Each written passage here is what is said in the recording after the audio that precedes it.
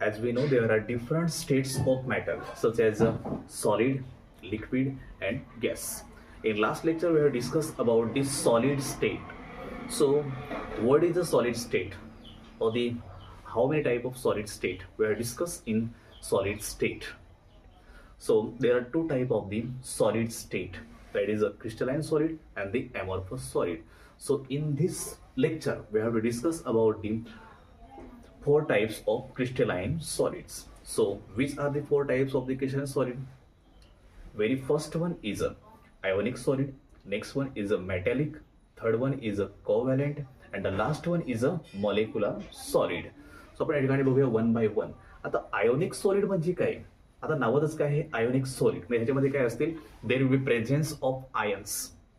The solid which is made up from the number of ions is called as the ionic solid. तसंच आपण example काय सांगू शकतो? Sodium chloride. मग समजा एक्झाम्पल जे आहे ते कोण आहे? Sodium chloride is example for the ionic solid. ह्याला आपण आयोनिक सॉलिड का सांगतोय? Because in sodium chloride there is the presence of ions and there are two type of ions, that is a cation and anion. The ion which carry the positive charge is called as the cation and the ion which carry the negative charge is called as the anion. So NaCl तर समजा हे separation बघायला गेलं तर Na आणि काय होतंय Cl minus, Na plus आणि Cl मायनस. मे प्लस आहे या ठिकाणी दोन प्रकारचे आयन्स या ठिकाणी क्रिएट होत आहेत. फर्स्ट कोण आहे तर समजा हा कॅटायन आहे, जो पॉझिटिव्ह चार्ज कॅरी करतोय तो कोण? कॅटायन. तो निगेटिव्ह चार्ज कॅरी करतोय तो कोण? एनायन. सो जेव्हा समजा NaCl सेपरेशन होतंय त्यावेळेस काय Na आणि Cl असं या ठिकाणी काय होतंय? सेपरेशन होतंय. सो आयोनिक सॉलिड मध्ये there is a presence of ions, that is a cation and anion असं त्या ठिकाणी असतं. आता समजा जे NaCl आहे हे जर या फॉर्म मध्ये असेल, which are the poor conductor of heat and electricity, कारण की हे जे आहे ते या डेन्स फॉर्म मध्ये असतं आणि डेन्स फॉर्म मध्ये असेल त्यावेळेस जे काही पार्टिकलचा मुवमेंट त्या ठिकाणी होणार नाही. आणि जर पार्टिकलचं मुवमेंट किंवा आयन्सचं मुवमेंट नाही झालं तर त्या ठिकाणी जो चार्ज आहे तो चार्ज फ्लो होणार नाही. So the sodium chloride is a poor conductor of heat and electricity. पण जेव्हा समजा जे काही सोडियम क्लोराईड आहे हे समजा आपण पाण्यामध्ये डिझॉल्व्ह करू त्यावेळेस काय होईल की ह्याच्यामध्ये Na आणि Cl जो आहे तो सेपरेट होईल. त्यावेळेस चार्ज डेव्हलप होतील की Na will carry the positive charge and Cl will carry the positive charge. जेव्हा समजा आपण सोडियम क्लोराईडचं सोल्युशन बनवू त्यावेळेस काय असेल? हे poor conductor of heat and electricity त्या ठिकाणी बनेल. आता समजा हे जे NaCl आहे, जे काही सॉल्ट आहे ते कसं बनतंय किंवा हे जे आहे क्रिस्टलाइन आहे ते कसं बनतंय? तसं या ठिकाणी समजा हा एक प्लस वाला चार्ज असेल, Na वाला असेल, नेक्स्ट या ठिकाणी कोण असेल? Cl. समजा हा पॉझिटिव्ह वाला समजा आणि हा निगेटिव्ह वाला. नेक्स्ट वाला ठिकाणी कोण असेल? पॉझिटिव्ह वाला. आणि नेक्स्ट वाला कोण असेल? निगेटिव्ह वाला असेल. या ठिकाणी हा समजा पॉझिटिव्ह वाला असेल तर हा कोण असेल? निगेटिव्ह वाला. नेक्स्ट ॲटम या ठिकाणी कोण असेल? हा समजा निगेटिव्ह वाला असेल तर हा कोण असेल? या ठिकाणी पॉझिटिव्ह वाला असेल. नेक्स्ट या ठिकाणी नक्कीच कोण असेल? निगेटिव्ह वाला असेल. असं या ठिकाणी जे काही डिफरंट काइंड ऑफ आयन्स असतील, मे एक कोण असेल? पॉझिटिव्ह. नेक्स्ट वाला कोण असेल? निगेटिव्ह वाला. मग एक कॅटायन असेल, एक ॲनायन वाला असेल, असे एक कंबाईन होत आहेत आणि त्या ठिकाणी जो आयोनिक सॉलिड आहे तो आयोनिक सॉलिड त्या ठिकाणी बनतोय. आणि या ठिकाणी NaCl हे आयोनिक सॉलिड किंवा हे जे असं हे सोल्युशन आहे, सॉरी जे काही एलिमेंट आहे ते का बनतंय? तर या ठिकाणी जो काही सोडियमचा ॲटॉमिक नंबर आहे तो किती आहे? 11 आहे. आणि जर क्लोरीनचा विचार केला त्याचा ॲटॉमिक नंबर किती आहे? 17 आहे. मग दोघांचाही प्रयत्न असतो की आपण त्या ठिकाणी स्टेबल कंपाऊंड बनायला पाहिजे. मग स्टेबल कोण आहे? निऑन, ऑर्गॉन, क्रिप्टॉन, झेनॉन हे कोण आहेत? स्टेबल समजा. त्याला आपण नोबेल गॅस पण सांगतोय, निष्क्रिय वायू, राजवायू सांगतोय. मग ह्याचा प्रयत्न काय असेल की समजा ह्याच्या नेक्स्ट वाले कोण आहे किंवा ह्याच्या अगोदरचं कोण आहे?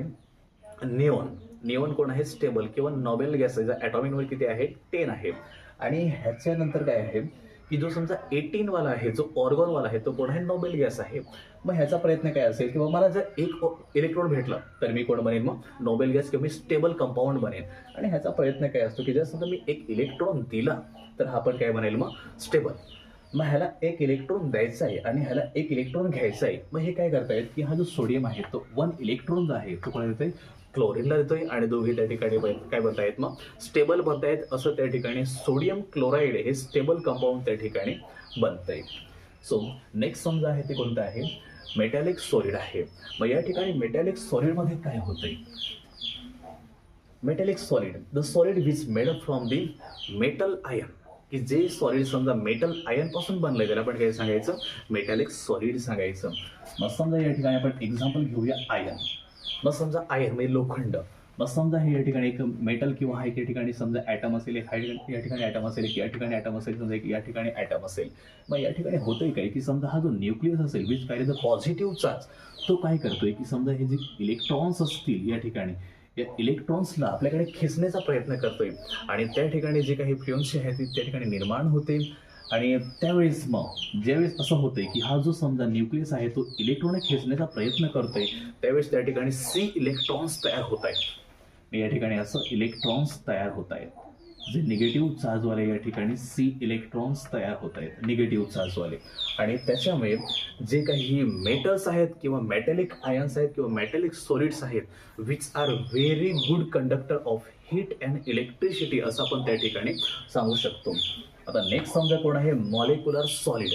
आता मॉलिक्युलर सॉलिड म्हणजे काय, the solid which are made up from the molecules, that is a monoatomic असेल किंवा पॉलीॲटॉमिक असेल. नेक्स्ट कोण आहे, कोव्हॅलेंट. आता जो कोव्हॅलेंट सॉलिड आहे त्याला आपण त्या ठिकाणी नेटवर्क सॉलिड पण सांगू शकतो. आता नेटवर्क सॉलिड म्हणजे काय की त्या ठिकाणी जे काही नेटवर्क असतं त्या ठिकाणी जे बॉन्ड आहे त्या बॉन्डचं त्या ठिकाणी काय असतं, नेटवर्क असतं. त्याला आपण काय सांगतोय, कोव्हॅलेंट सॉलिड सांगतोय. मग ह्याचं जे एक्झाम्पल समजा आहे आपण डायमंड सांगू शकतो. Diamond is good example for the covalent solid. आता diamond which made up from the number of carbon, की हा जो डायमंड आहे ना तो नंबर ऑफ कार्बन पासून बनलेला असतो. मग समजा हा कार्बन आणि हा कार्बन दोघांमध्ये काय असतो, सिंगल बॉन्ड प्रेझेंट असतो.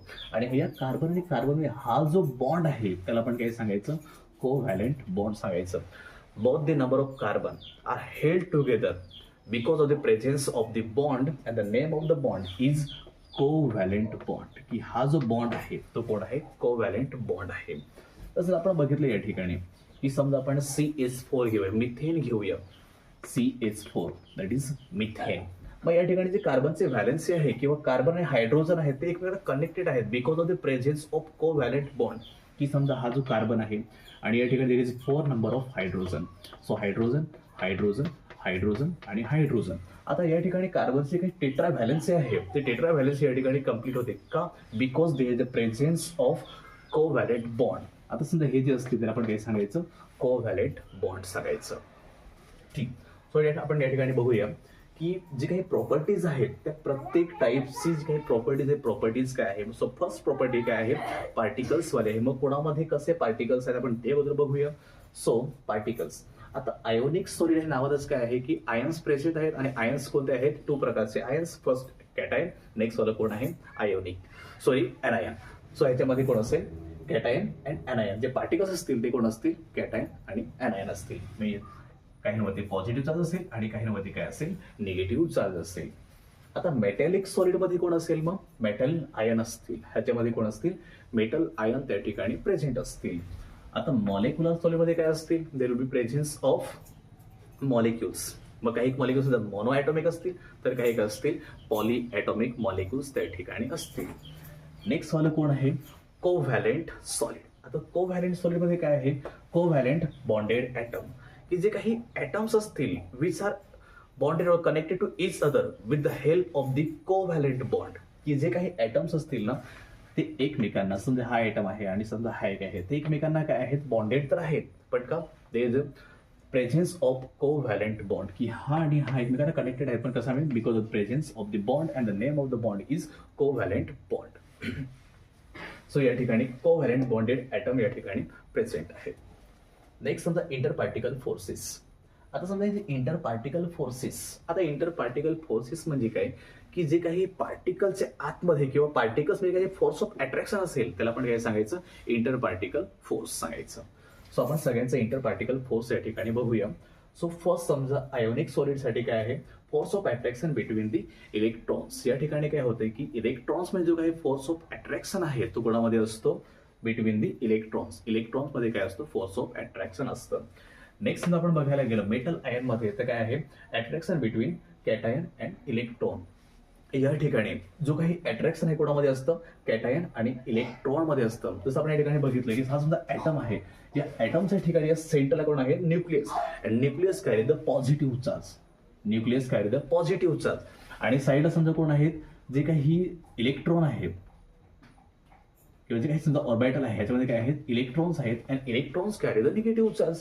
मग समजा हे पॉझिटिव्ह आणि या ठिकाणी कोण आहेत, निगेटिव्ह चार्जमध्ये कोण आहेत, इलेक्ट्रॉन्स. किंवा या ठिकाणी जे काही सी एलिमेंट्स आहेत या ठिकाणी सी इलेक्ट्रॉन्स या ठिकाणी तयार होत आहेत आणि सी इलेक्ट्रॉन्स आहेत which also carry the negative charge. त्याचा पण चार्ज कोणता असतो, निगेटिव्ह चार्ज असतो.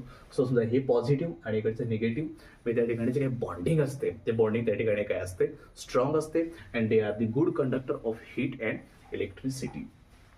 Next, there is in molecular solid there is a presence of dipole forces. कोणता फोर्स प्रेझेंट असतो, डायपोल फोर्स त्या ठिकाणी प्रेझेंट असतो. द लास्ट वाला आहे त्याच्यामध्ये काय आहे, there is the presence of covalent bond, की जे काही बरेचसे ॲटम्स एकमेकांना कनेक्टेड आहेत, they are present together because of presence of the covalent bond. की या ठिकाणी जो कोव्हॅलेंट बॉन्ड आहे त्याच्यामध्ये जे काही बरेचसे ॲटम्स असतील कोव्हॅलेंट सॉलिडमध्ये, ते बरेचसे जे काही ॲटम्स असतील ते एकमेकांना काय आहेत, कनेक्टेड आहेत because of presence of the covalent bond. Next, hardness. जसं आपण हार्डनेस बघायला गेलं तर आयोनिक सॉलिड आपण एक्झाम्पल काय बघितलंय, समजा सोडियम क्लोराईड. आता सोडियम क्लोराईड आहे ते कसं आहे, हार्ड आहे, तर आपण सहज आपण त्याला प्रेस करू शकत नाही. पण जर आपण त्याला ठेचलं तर ते काय तुटू शकतं, ते ब्रेक होऊ शकतं. मग काय आहे, ते हार्ड आणि कसं आहे, ब्रिटल आहे. सो हार्डनेस काय आहे, हार्ड अँड ब्रिटल आहे. आता मेटॅलिक सॉलिडमध्ये समजा जे एक्झाम्पल आहेत, बरेचसे एक्झाम्पल्स आहेत, सोडियम, मॅग्नेशियम किंवा कॉपर असेल किंवा आयर्न असेल. मग ह्याचं जे काही हार्डनेस आहे कसं आहे, variable from soft to hard. मी काही मेटल्स असतील ते कसे असतील, सॉफ्ट असतील, तर काही मेटल्स कसे असतील, हार्ड मेटल्स त्या ठिकाणी असतील. आता मॉलिक्युलर सॉलिड काय आहे, ते या ठिकाणी जे मॉलिक्युलर सॉलिड्स असतील, समजा एक्झाम्पल कोण आहे, आईस. मग ते कसे असतील, बहुतेक कसे असतील, सॉफ्ट असतील. आणि नेक्स्ट वाला कोण आहे, कोव्हॅलेंटसाठी जे काही हार्डनेस आहे ते कसं आहे, व्हेरी हार्ड. जे काही कोव्हॅलेंट सॉलिड आहेत ते कसं आहेत, व्हेरी हार्ड आहेत. आणि एक्झाम्पल कोणतेच आहे, समजा डायमंड आणि सिलिका आहे. सो नेक्स्ट कोण आहे, मेल्टिंग पॉईंट. आता मेल्टिंग पॉईंट जो आयोनिक सॉलिडचा आहे तो कसा असेल, हाय असेल. नेक्स्ट वाला कोण आहे, मेटॅलिक सॉलिड. ह्याचा जो मेल्टिंग पॉईंट असेल तो कसा असेल, वाईड रेंज असतील. काही मेटल्स असतील ते पटकन समजा मेल्ट होतील, तर काही असे मेटल्स असतील की ते मेल्ट व्हायला खूप जास्त टाइम घेतील. सो जो मेल्टिंग पॉईंट आहे तो कसा आहे, variable from the soft to hard. आता नेक्स्ट किंवा वाईड रेंज, जी मेल्टिंग पॉईंट आहे कसं आहे, वाईड रेंज, की काही असतील पटकन मेल्ट होतील आणि जे काही असतील ते मेल्ट व्हायला खूप जास्त टाइम घेतील. मॉलिक्युलर सॉलिड ह्याचा जो मेल्टिंग पॉईंट आहे तो कसा आहे, लो. मग हे जे आहे ते सहज मेल्ट होते. समजा आईस जो बर्फ आहे आपण सुद्धा एखादं उन्हात ठेवला तो जर काय करतोय, लगेच त्या ठिकाणी मेल्ट होतोय. मग ह्याचा जो मेल्टिंग पॉईंट आहे तो कसा आहे, व्हेरी लो मेल्टिंग पॉईंट आहे किंवा लो मेल्टिंग पॉईंट आहे. आणि कोव्हॅलेंट सॉलिडमध्ये जे एक्झाम्पल कोण आहे, डायमंड. तर डायमंडचा जो काही मेल्टिंग पॉईंट आहे नक्की कसा असेल, व्हेरी हाय मेल्टिंग पॉईंट असेल. Next, heat and electrical conductivity. की समजा ह्या चारपैकी कोण good heat and electricity conductor आहे आणि कोण poor heat and electricity conductor आहे, आपण ते बघूया. सो या ठिकाणी जसं आपल्याला माहिती आहे की या ठिकाणी NaCl आहे, सोडियम क्लोराईड एक्झाम्पल आहे. हे कसं असेल, ionic solids are the poor conductor of heat and electricity. Next वाला कोण आहे, मेटॅलिक आयन. सो मेटल्समध्ये काय आहे, समजा त्या ठिकाणी सोडियम असेल किंवा समजा आयर्न असेल किंवा मॅग्नेशियम असेल किंवा स्टील असेल, विच किंवा कॉपर असेल, which all are the good conductor of heat and electricity. कारण आपल्या घरामध्ये जे काही समजा फॅन फिरतोय किंवा समजा ही लाईट आहे ती कशामुळे, तर त्या ठिकाणी जे काही मेटल्सची वायर आहे ती मेटल्सची वायर काय करते, which can carry the electricity. त्या ठिकाणी जो काही प्रकाश जो लाईट आहे ते आपण या ठिकाणी आपल्या बल्बमध्ये आपण बघू शकतो त्या ठिकाणी. सो मेटॅलिक आयन किंवा metallic solids are the good conductor of heat and electricity. Next कोण आहे, मॉलिक्युलर सॉलिड. मग हे कसं आहे, poor conductors of heat and electricity. कारण की आईस जो आहे, बिकॉज जेव्हा समजा आपण आईसला आपण समजा हीट करू त्यावेळेस ice will get convert into the water. आणि आपल्याला माहिती आहे की water is a poor conductor of heat and electricity. Last वाले कोण आहे, कोव्हॅलेंट सॉलिड. आणि हे पण कसं आहे, समजा डायमंड आणि silica, which also poor conductor of heat and electricity. आता समजा एक्झाम्पल आयोनिक सॉलिडचे एक्झाम्पल कोण आहे, आपण बघितलं की याच्यामध्ये आयन्स प्रेझेंट आहेत. कोणामध्ये आहेत, sodium chloride. So sodium chloride is one of the best example for the ionic solid. Next कोण आहे, metallic solid. So metallic solid number of metals आहेत, समजा सोडियम आहे किंवा समजा त्या ठिकाणी आयर्न आहे किंवा समजा स्टील आहे, sodium, magnesium, copper, iron, which all are the example for the metallic solid. Molecular सॉलिड्सचे एक्झाम्पल जे आहे त्याच्यामध्ये मॉलिक्युल्स प्रेझेंट आहेत. कोण आहे? Ice. So ice is one of the example for the molecular solid. And the last one कोण आहे? Covalent, की ज्याच्यामध्ये काय आहे? कोव्हॅलेंट बॉन्ड प्रेझेंट असतो. So diamond and silica is one of the best example for the covalent solid. ठीक आहे, आपण या पद्धतीने आपण properties of 4 types of crystalline solids आपण या चॅप्टरमध्ये किंवा या टॉपिकमध्ये आपण या ठिकाणी